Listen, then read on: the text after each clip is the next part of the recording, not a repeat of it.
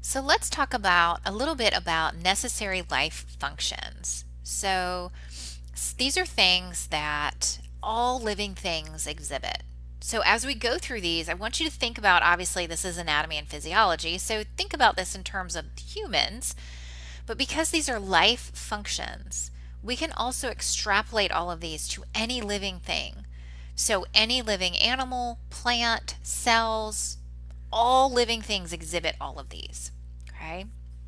And I'll try to give you examples of both as we go through these. So the first life function is maintaining a boundary.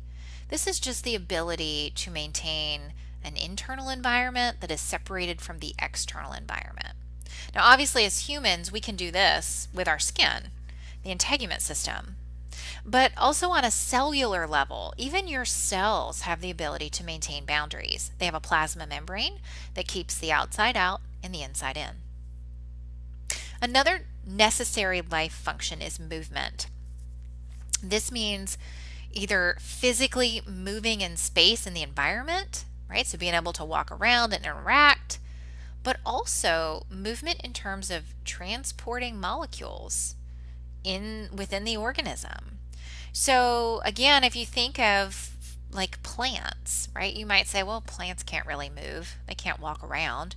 They can't, but they can certainly pull water up from the ground. They can pull nutrients up from the ground. So they are moving things from within. Okay, so when we talk about movement, we mean movement on the outside, but also movement on the inside. Responsiveness. All living things have the ability to sense a change, we call that a stimuli, and respond to it. Now, a stimuli, a change, can be either a change from inside your body or something from outside. So a great example would be like pain. This would be an external stimulus, right? You step on a nail, it hurts, and you're going to respond to it by pulling your foot away, right? An internal stimulus might be a little different for you. Let's say, for example, the amount of CO2 in your blood starts to go up. This is an internal change. CO2 is waste, so how do we get rid of it? We blow out. So if the amount of CO2 inside your body starts to go up, we're going to respond to that by breathing faster. This is why when you work out, you increase the amount of CO2 inside your bloodstream and you start breathing faster to get rid of it. We also have digestion. All living things have to be able to break down their food into some form of usable or absorbable units. Metabolism. Metabolism is a term, I'm going to star this because you're going to probably see this again on an exam. Metabolism is a term you should have learned in general biology, and it really just means the sum of all the chemical reactions that are happening in the body. Okay, that is metabolism. All of the chemical reactions that are happening in the body can be broken into two different groups. They are either catabolic reactions, and catabolic reactions are considered breakdown reactions. Okay, so just very generic, not even using a real chemical equation. A breakdown reaction would be like if you had a molecule, we'll say AB, A and B are hooked together. A breakdown reaction would break them apart. Okay, so think of examples of breakdown reactions, catabolic reactions. Digestion, right? You eat your Cheerio, you're not absorbing a whole Cheerio, but instead you're going to break it down. You're going to break down the carbohydrates into monosaccharides. You're going to break down the sugars that are in the milk into monosaccharides. You're going to break down the fat into its parts and pieces. So everything's going to get broken down as small as possible before it's absorbed. That's a catabolic reaction. Anabolic reactions, these are build-up reactions. So again, just using that generic equation, we could say, okay, we have two different things. They're separate right now, and we're going to build them up together and put them together. So that would be A plus B. We're going to form AB. We're going to combine them together. So examples of anabolic reactions, buildup reactions, would be growth, repair. Anytime you are building things, building cells, for example, that's an anabolic reaction.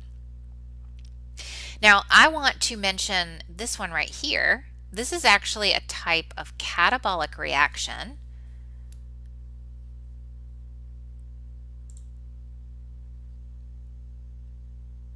And I'm going to pull up a whiteboard really quickly so that you can see this. Let's draw out this particular example. So this is an example of a catabolic reaction, and it's one that we are going to touch on all semester. So in this equation, this is, I'm going to make it as simple as possible so that you can always remember it. The chemistry teacher would not be happy with me. Hang on, let's see. Let me get my pen going. It is carbs. I don't mean for it to be this big, but that's okay. Carbs plus oxygen, I'm trying to do O2 here, form CO2, carbon dioxide, CO2 plus water, that's a 2, H2O, plus energy, which I'm running out of room. I'm going to write it right here. ATP, that's our energy. So carbohydrates plus oxygen forms CO2, water, and energy, or ATP. Okay? This is an equation you should have learned in general biology. This is an equation that we call cell respiration.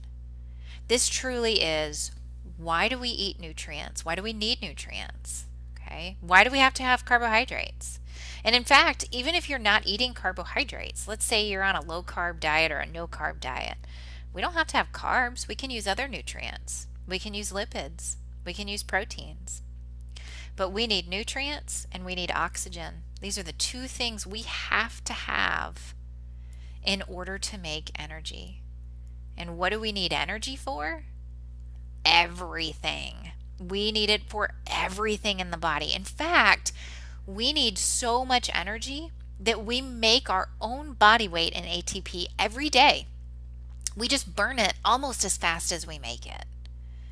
So nutrients and oxygen, what we're eating and breathing in, these are helping us to create ATP, right? And in the process of making ATP, we're going to make some waste, like CO2, which we're going to blow out, and H2O, water, which we can urinate out or sweat out. So this is cell respiration, and this is a type of catabolic reaction. This is a breakdown reaction. And again, this is an equation that I'm going to come back to all semester because it's really a foundational equation that we'll use quite a bit. Now, another life function is excretion. All living things have to have the ability to get rid of wastes. There's no living thing that is big enough to hold on to stuff it doesn't need. So in our bodies, we get rid of food that we take in that we cannot break down. That's our digestive system. We get rid of that as feces. Oops, my pen didn't want to write there. It still doesn't want to write there. Let's see. There we go.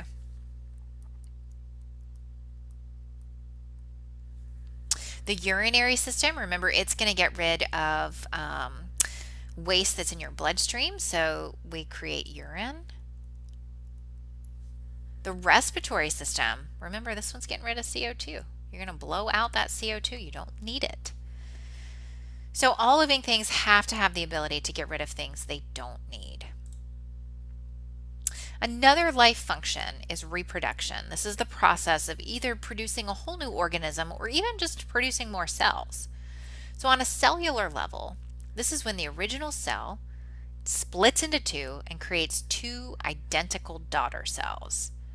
Now, again, this is something you should be familiar with, and you should have learned this term in general biology. It is mitosis. On an organismal level, a sperm and an egg unite to make a whole new organism, to make a baby, right? So we can reproduce on a cellular level or we can reproduce on an organismal level.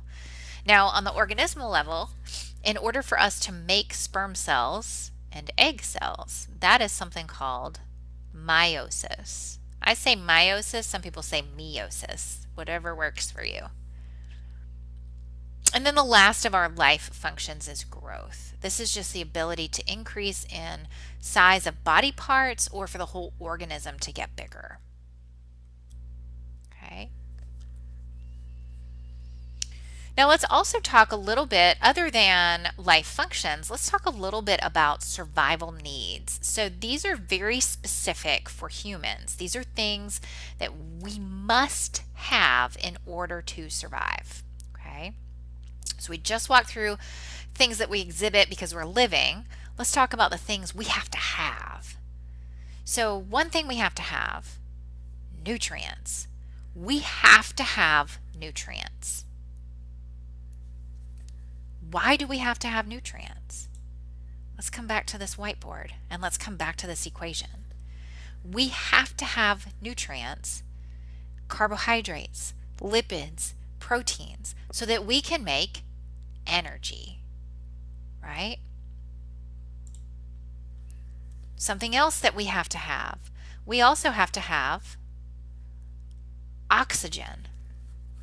Why do we have to have oxygen? Let's come back to this whiteboard. We've got to have oxygen so that we can make energy.